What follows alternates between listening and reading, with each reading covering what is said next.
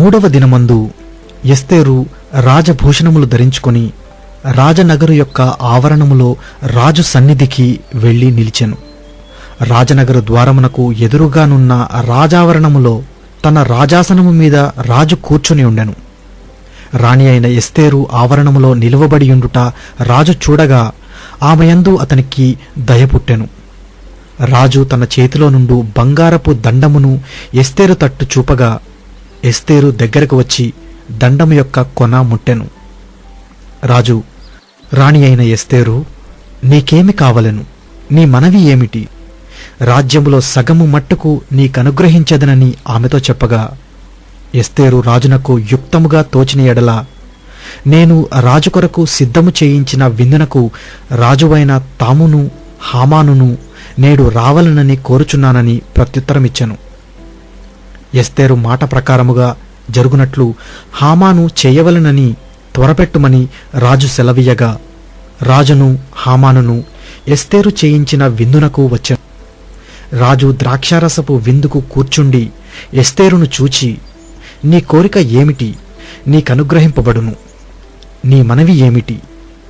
అది రాజ్యములో సగము మట్టుకైనను చేయబడునని చెప్పగా ఎస్తేరు ఇలాగూ ప్రత్యుత్తరమిచ్చెను. రాజవైన తమ దృష్టికి నా ఎడల దయ కలిగి నా మనవి చొప్పునను కోరిక చొప్పునను జరిగించుట రాజవైన తమకు అనుకూలమైతే రాజవైన తమను హామానును మీ నిమిత్తము నేను చేయింపబోవు విందునకు రావలెను. రాజవైన తాము చెప్పినట్లు రేపటి దినమున నేను చేయుదును. ఇదే నా మనవియు నా కోరికయు ననెను. ఆ దినమందు హామాను సంతోషించి మనోల్లాసము గలవాడై బయలువెళ్లి రాజగుమ్మము నుండు మొర్దెకై తన్ను చూచియు అతడు లేచి నిలువకయు కదలకయు ఉన్నందున మొర్దెకై మీద బహుగా కోపగించెను.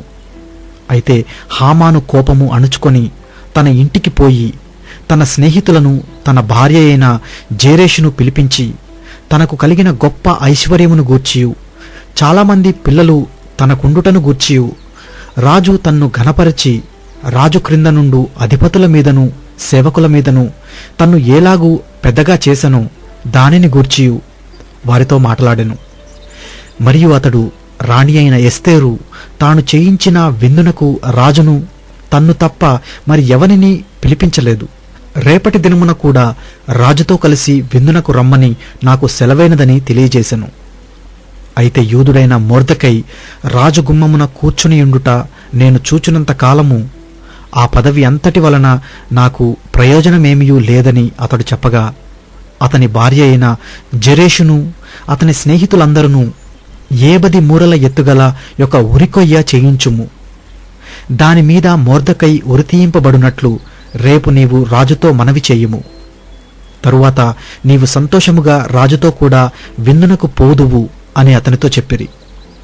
ఈ సంగతి హామానునకు యుక్తముగా కనబడినందున అతడు ఉరికొయ్య ఒకటి సిద్ధము చేయించెను.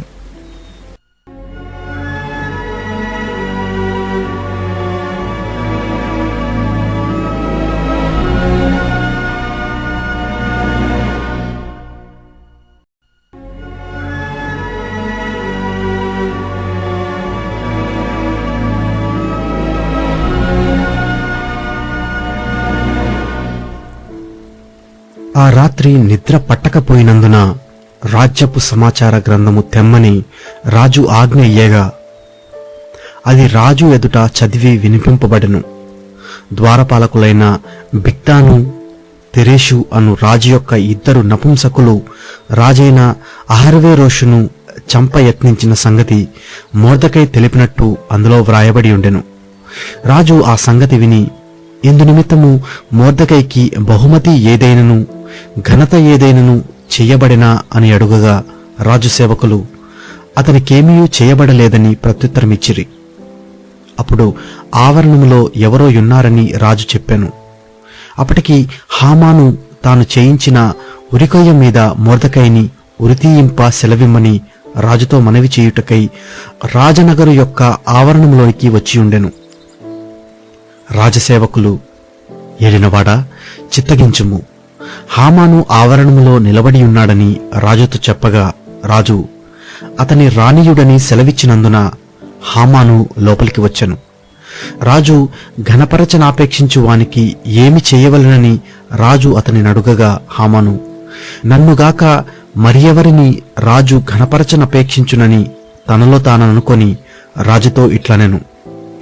రాజు ఘనపరచనాపేక్షించు వానికి చేయతగినదేమనగా, రాజు ధరించుకొను రాజవస్త్రములను, రాజు ఎక్కు గుర్రమును, రాజు తన తల మీద ఉంచుకొను రాజ కిరీటమును ఒకడు తీసుకుని రాగా, గనులైన రాజు యొక్క అధిపతులలో ఒకడు ఆ వస్త్రములను ఆ గుర్రమును పట్టుకొని రాజు ఘనపరచనాపేక్షించు వానికి ఆ వస్త్రములను ధరింపజేసి ఆ గుర్రము మీద అతనిని ఎక్కించి రాజవీధిలో అతని నడిపించుచు, రాజు ఘనపరచనాపేక్షించు వానికి ఈ ప్రకారముగా చేయదగునని అతని ముందర చాటింపవలెను.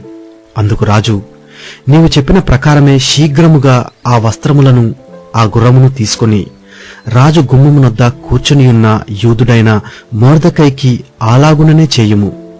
నీవు చెప్పిన దానిలో ఒకటియూ విడువక అంతయూ చేయుమని హామానునకు ఆజ్ఞ ఇచ్చెను. ఆ ప్రకారమే హామాను ఆ వస్త్రములను ఆ గుర్రమును తీసుకొని మొర్దెకైకి ఆ వస్త్రములను ధరింపజేసి ఆ గుర్రము మీద అతనిని ఎక్కించి రాజవీధిలో అతని నడిపించుచు, రాజు ఘనపరచనాపేక్షించు వానికి ఈ ప్రకారము చేయదగునని అతని ముందర చాటించెను. తరువాత మొర్దెకై రాజు గుమ్మమునొద్దకు వచ్చెను. అయితే హామాను తల కప్పుకొని దుఃఖించుచు తన ఇంటికి త్వరగా వెళ్లిపోయెను. హామాను తనకు సంభవించినదంతయు తన భార్య అయిన జెరెషునకు తన స్నేహితులందరికీ తెలుపగా, అతని యొద్దనున్న జ్ఞానులను అతని భార్య అయిన జెరెషును, ఎవని చేత నీకు అధికార నష్టము కలుగుచున్నదో ఆ మొర్దెకై యూదుల వంశపు వాడైన ఎడల అతని మీద నీకు జయము కలుగదు, అతని చేత అవశ్యకముగా చెడిపోదువని అతనితో అనిరి. వారు ఇంకా మాట్లాడుచుండగా రాజు యొక్క నపుంసకులు వచ్చి ఎస్తేరు చేయించిన విందునకు రమ్మని హామానును త్వరపెట్టిరి.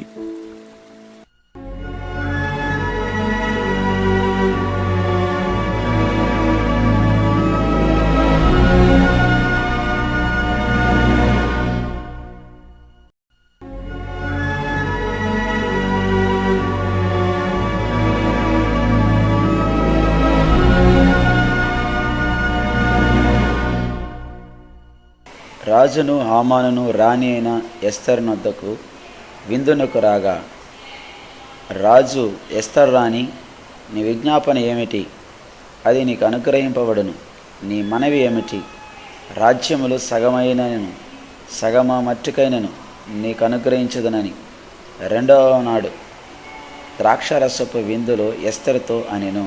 అప్పుడు రాణి అయిన ఎస్తరు ఇలాగ ప్రత్యుత్తరమిచ్చెను, రాజా, నీ దృష్టికి నేను దయ పొందిన దానినైన ఎడల రాజువైన తమకు సమ్మతి అయితే నా విజ్ఞాపనను బట్టి నా ప్రాణమును, నా మనవిని బట్టి నా జనులను నాకు అనుగ్రహింపబడుదురుగాక.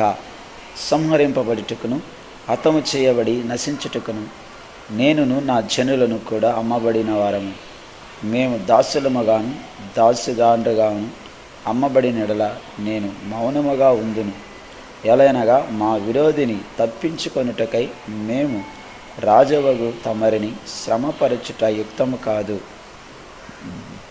అందుకు రాజైన అహష్వేరోషు ఈ కార్యము చేయుటకు తన మనసు దృఢపరుచుకున్నవాడెవడు, వాడేడి అని రాణియగు ఎస్తరు నడగగా, ఎస్తర్, మా విరోధియగు ఆ పగవాడు దుష్టుడైన ఈ హామానే అనెను.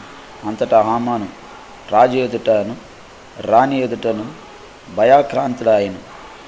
రాజు ఆగ్రహముంది ద్రాక్షారసపు విందును విడిచి నగరు వనమునకు పోయెను. అయితే రాజు తనకు ఏదో హాని చేయ ఉద్దేశించునని హామాను తెలుసుకొని రాణి అయిన ఎస్తరు ఎదుట తన ప్రాణము కొరకై విన్నపం చేయుటకై నిలిచెను. నగరు వనములో నుండి ద్రాక్షారసపు విందు స్థానమునకు రాజు తిరిగి రాగా, ఎస్తరు కూర్చుండి ఉన్న శయ్య మీద హామాను పడి ఉండుట చూచి, వీడు ఇంటిలో నా సముఖం ఎదుటనే రాణి బలవంతం చేయను అని చెప్పాను. ఆ మాట రాజు నోట రాగానే బంటులు హామాను ముఖమునకు ముసుగు వేసిరి.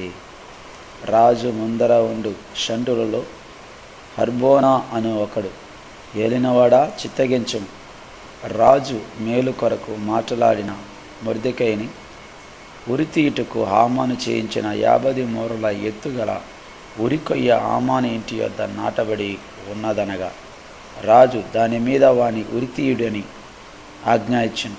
కాగా హామాను మొర్దెకై సిద్ధం చేసిన ఉరికొయ్య మీద వారు అతనిని ఉరితీసిరి. అప్పుడు రాజు యొక్క ఆగ్రహము చల్లారెను.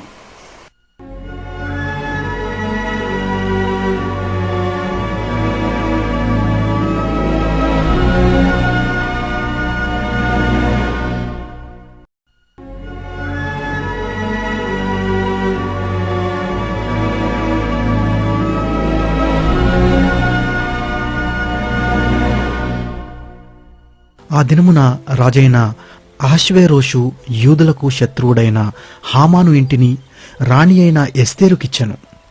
ఎస్తేరు మొర్దెకై తనకు ఏమి కావలనో రాజునకు తెలియజేసిన మీదట అతడు రాజు సన్నిధికి రాగా, రాజు హామాను చేతిలో నుండి తీసుకొనిన తన ఉంగరమును మొర్దెకైకి ఇచ్చెను. ఎస్తేరు మొర్దెకైని హామాను ఇంటి మీద అధికారిగా ఉంచెను.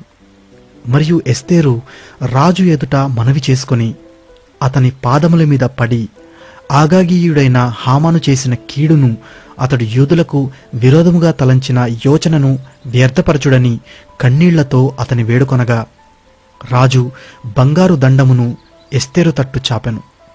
ఎస్తేరు లేచి రాజు ఎదుట నిలిచి, రాజువైన తమకు సమ్మతి అయిన ఎడల తమ దృష్టికి నేను దయ పొందిన దాననై రాజువైన తమ ఎదుట ఈ సంగతి యుక్తముగా తోచిన ఎడలను, తమ దృష్టికి నేను ఇంపైన దాననైన ఎడలను, రాజువైన తమ సకల సంస్థానములలో నుండు యూదులను నాశనము చేయవలనని హమ్మోదాతా కుమారుడైన అగాగీయుడగు హామాను వ్రాయించిన తాకీదుల చొప్పున జరగకుండునట్లు వాటిని రద్దు చేయుటకు ఆజ్ఞేయుడి. నా జనుల మీదికి రాబోవు కీడును, నా వంశము యొక్క నాశనమును చూచి నేను ఎలాగూ సహింపగలనని మనవి చేయగా, రాజైన అహష్వేరోషు రాణి అయిన ఎస్తేరునకును యూదుడైన మొర్దెకైకిని ఇలాగూ సెలవిచ్చెను.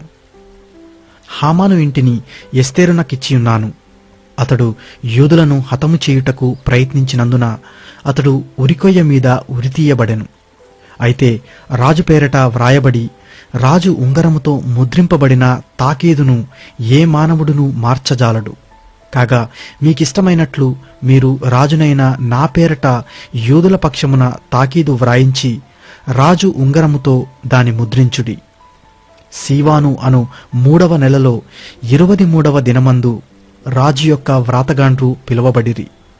మొర్దెకై ఆజ్ఞాపించిన ప్రకారమంతయు యూదులకును హిందూ దేశము మొదలుకొని కూషు దేశము వరకు వ్యాపించియున్న 127 సంస్థానములలోనున్న అధిపతులకును అధికారులకును ఆయా సంస్థానములకును దాని దాని వ్రాతను బట్టియు దాని దాని భాషను బట్టియు తాకీదులు వ్రాయించెను. రాజైన అహష్వేరోషు పేరట తాకీదులు మొర్దెకై వ్రాయించి రాజు ఉంగరముతో ముద్రించి గుర్రముల మీద అనగా రాజనగరు పనికి పెంచబడిన బీజాశ్వముల మీద అంచగాండ్ర నెక్కించి ఆ తాకీదులను వారి చేత పంపెను.